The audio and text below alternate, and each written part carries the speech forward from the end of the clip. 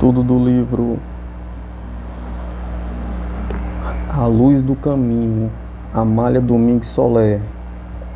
A história de Anselmo, primeiro capítulo. Escolhos da ignorância.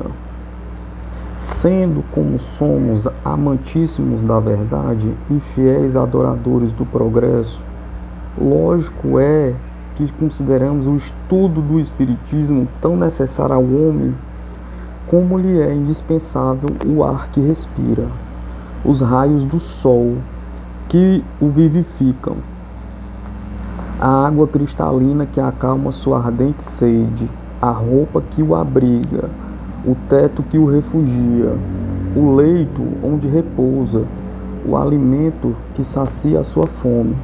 Sem o profundo conhecimento da vida de além-túmulo, vive-se completamente pela metade.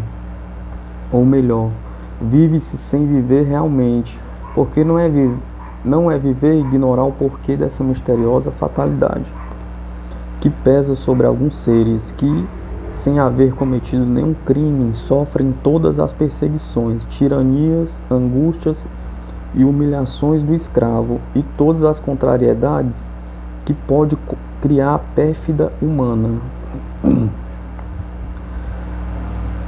Considerar-se a si mesmo inocente e aparecer ante o mundo como um miserável, ter sede de amor e não encontrar mais que indiferença e pouco caso, ou um cruel desengano, depois de um carinho efêmero.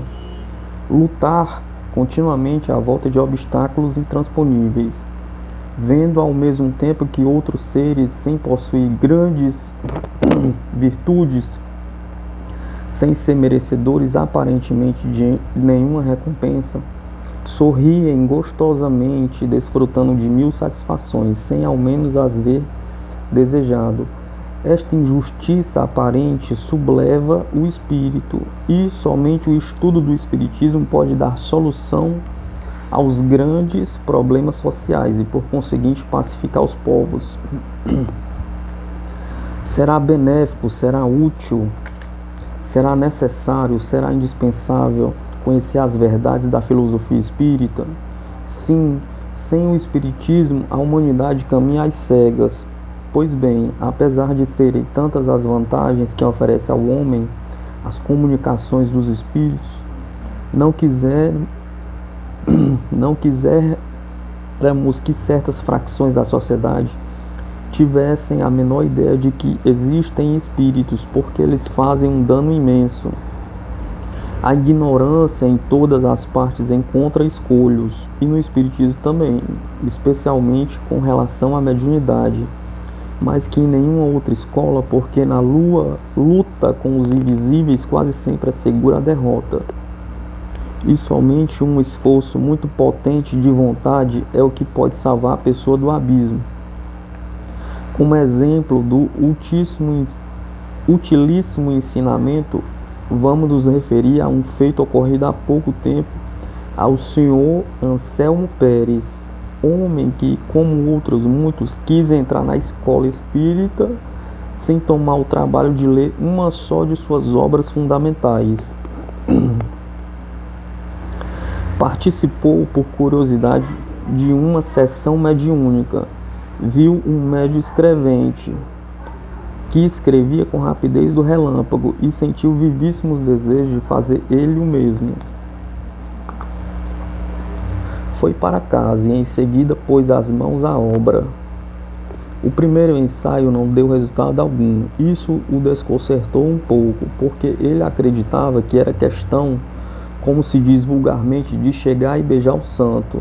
Durante muitos dias insistiu em seus ensaios, sem dizer a ninguém que tentava ser médium, quando numa noite sua testa irradia e suas têmporas pulsavam com violência. Sentiu no braço direito uma brusca e desagradável sacudida. Seus dedos se cresparam e, sem soltar o lápis, esteve alguns momentos dominado por uma forte contração nervosa, que foi cedendo quando escreveu com letras grandes e desiguais esta palavra fatídica: mate-se. Nosso amigo leu com doloroso assombro aquela frase e escutou vozes confusas que repetiam em seus ouvidos.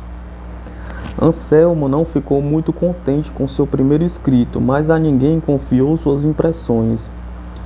E aproveitando todos os momentos que tinha livre, tomava o lápis e sempre escrevia estas ou parecidas palavras. Mate-se, não cometa a covardia de permanecer no mundo que o insultava, que o desprezava e que tem relegado ao esquecimento. Se sofre tanto é porque é um covarde. Anselmo ficava atônito com semelhantes conselhos, pois sua razão os rejeitava e ele olhava o suicídio com horror. Mas um dia e outro dia, um mês e outro mês, um ano e outro ano, escutando sempre a mesma sugestão, acabou por acreditar que talvez tivesse razão. Seus amigos invisíveis e se decidiu por fim em seus dias, escrevendo antes uma carta concebida nestes termos: não sei o que passa por mim, não sei que influência me faz dar um passo que rejeitei sempre por considerá-lo um ato degradante para todo homem, de razão saudável e corpo forte. Mato-me contra a minha vontade, cometo a mais indigna covardia. Quando entre meus companheiros tive fama de valente. Cumpra-se o desejo de não sei quem. Deixou a pena e pegou a pistola, que apoiou contra a sua têmpora, mas tremeu, mudou a pontaria, e o tiro saiu ferindo apenas, embora gravemente, ficando a bala na cabeça, bala que não pôde ser extraída. Depois de horríveis sofrimentos, Anselmo melhorou, perseguido, porém, por seus invisíveis inimigos, até que um dia fez um esforço supremo. E quando murmuraram em seu ouvido: repete a prova, repete. Ele respondeu-lhes: nunca a repetirei. Para trás, miseráveis, afastem-se para sempre. Ajuda-me, razão, venha ao meu auxílio, inteligência minha, quero ser livre.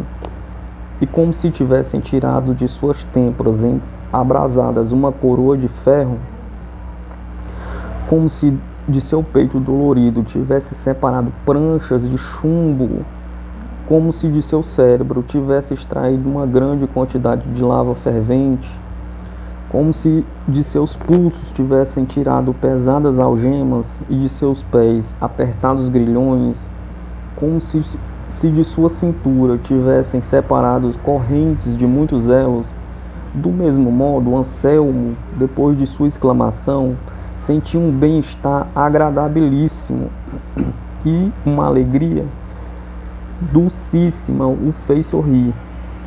Sentiu-se ágil, correr em todas as direções, como o prisioneiro que, depois de muitos anos, recobra a ansiada liberdade.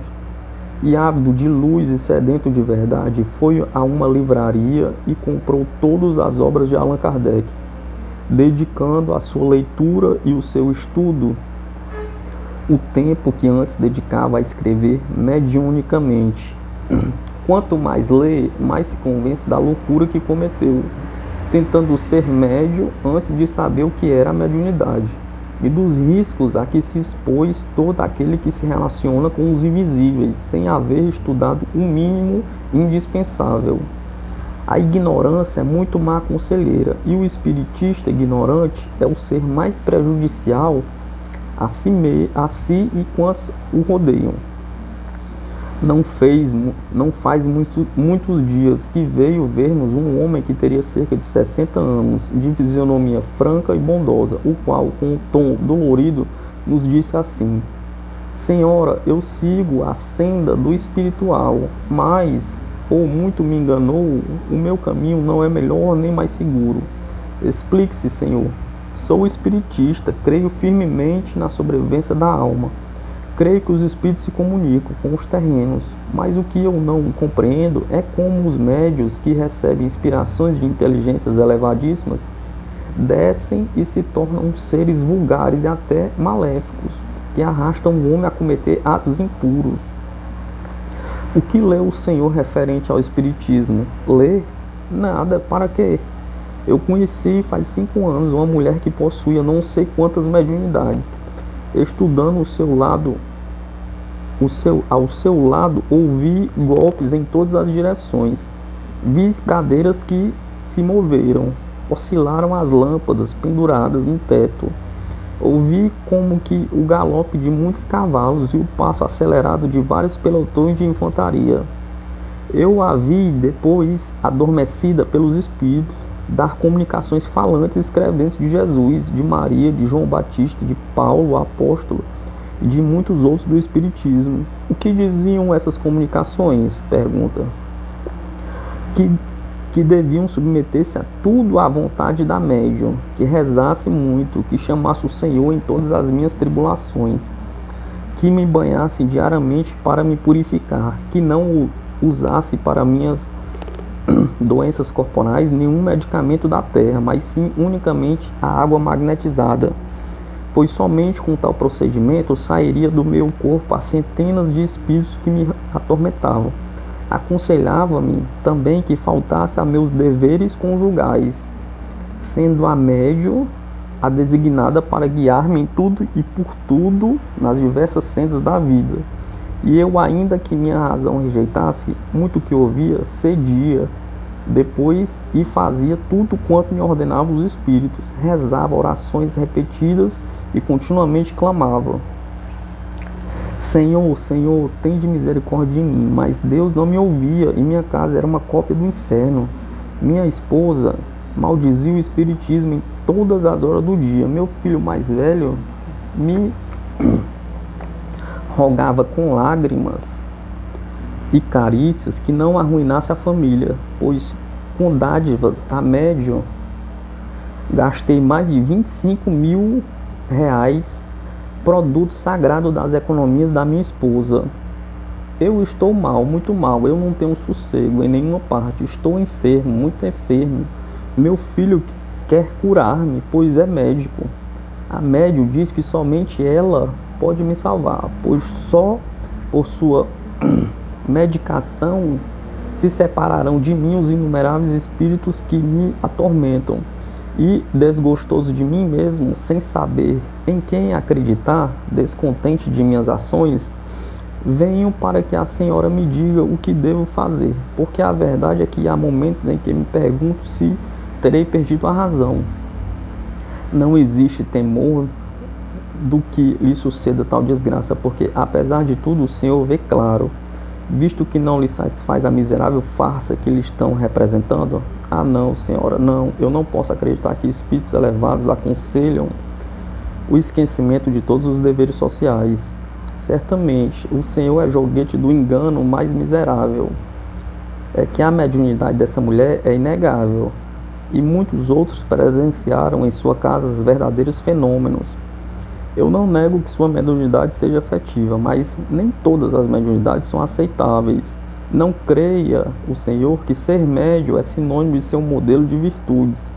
Há médios que transformam meio mundo ajudados por espíritos afins a seu modo de ser e fazem mau uso de sua mediunidade, como indubitavelmente o faz essa mulher que o induz a viver de um modo imoral, convertendo sua casa em um inferno, fazendo o malgastar as economias de sua família, tirando por completo sua força moral, visto que até mesmo seu filho tem que repreendê-lo por seu mal proceder.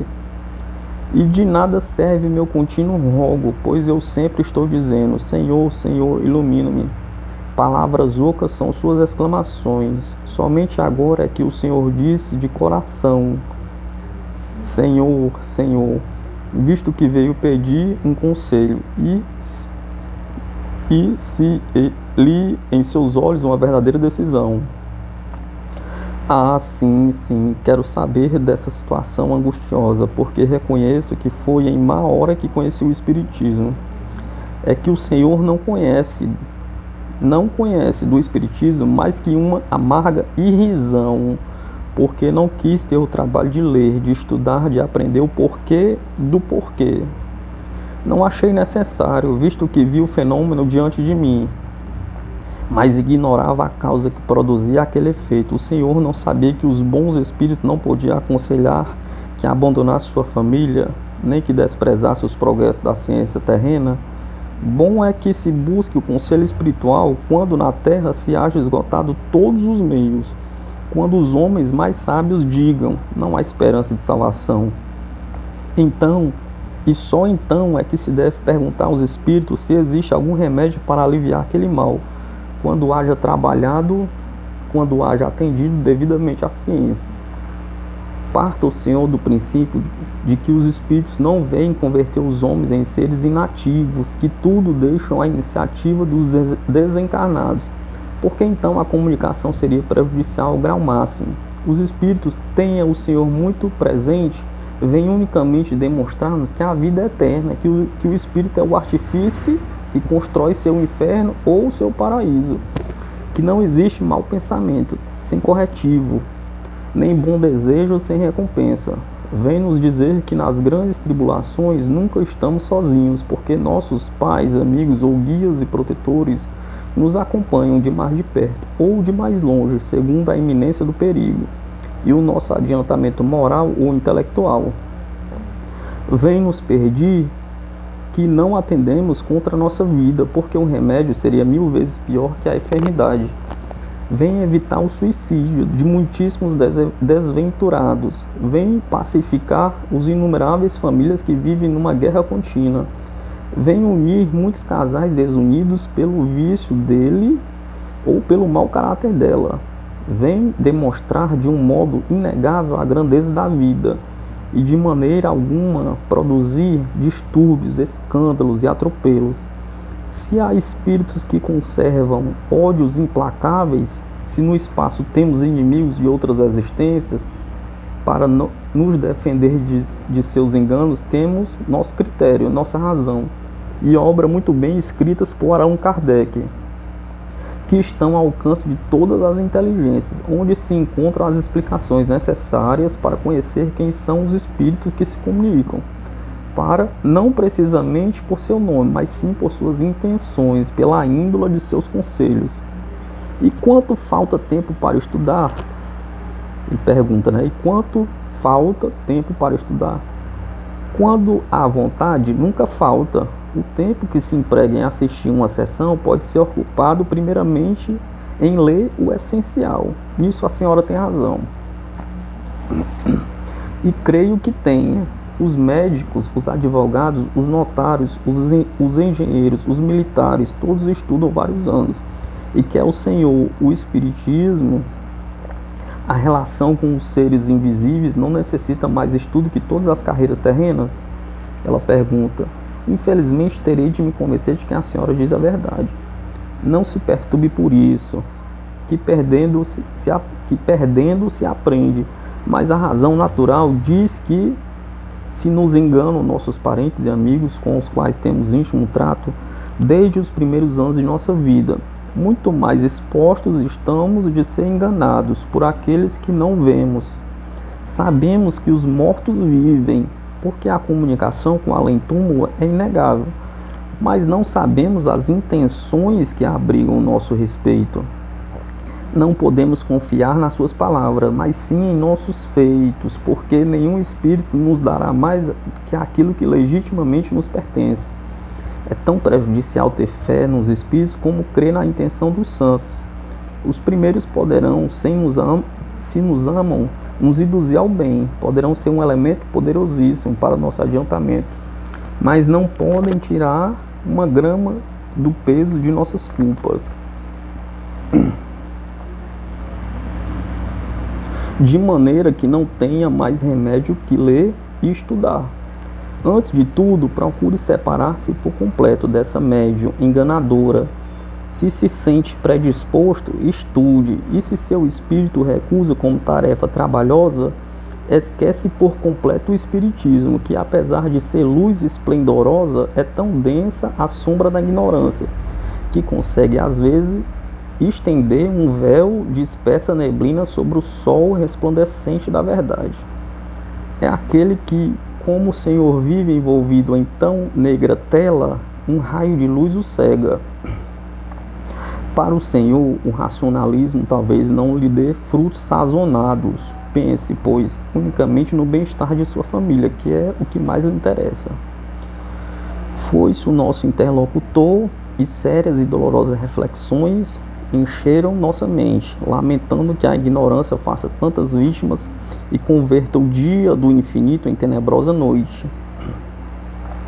O Espiritismo, que vem decifrar tantos mistérios e dar solução a tantos problemas, que vem produzir tanto bem em poder de seres ignorantes, é matéria explosiva que pode ocasionar a morte, porque a morte é a desunião da família e o desconhecimento da ciência. Terrível é a ignorância em todos os terrenos, mas no Espiritismo é mais perniciosa sua influência. E, portanto, os espíritas racionalistas devemos levantar uma cruzada contra ela. O espiritismo ignorante é fanático, supersticioso, deixa-se arrastar ao ridículo e é a arma poderosíssima de que se vale o jesuitismo para derrubar a fortaleza das verdades reveladas. E a seu trabalho persistente temos que responder em nossos incessantes conselhos em favor da instrução. O espiritista tem de ler muito as obras de Allan Kardec, primeiro, porque contém os principais ensinamentos, as de Flammarion, depois, porque se engrandece as inspirações do homem ante a contemplação do infinito, as de Pesanini, Jacolite, Torrais Celanotti, porque o demonstram a antiguidade do espiritismo e outras muitas mais que não queremos enumerar para não pecar por exagero. Não se pode dizer que não se escreve no espiritismo para todas as inteligências, não. O sábio, o ignorante encontram na imprensa espiritista todo o alimento de que necessita seu espírito, e devia ser obrigatório essa instrução, não se admitindo nos centros espíritas nenhum a que não pudesse dar crédito de haver estudado as preliminares do espiritismo, que até o que não se sabe ler pode estudar, pois nunca falta em nenhum grupo alguém que saiba ler e explique o que lê. Quem carece da instrução é porque quer, e o repetiremos 100 e 100 vezes, nada no mundo nos causa medo, nada. Mas onde falece o nosso ânimo, onde tremeremos, pressentimos um grande perigo. É quando defrontamos os escolhos da ignorância. É necessário, pois, conhecer a verdade, porque conforme Jesus nos ensinou, somente a verdade pode nos libertar.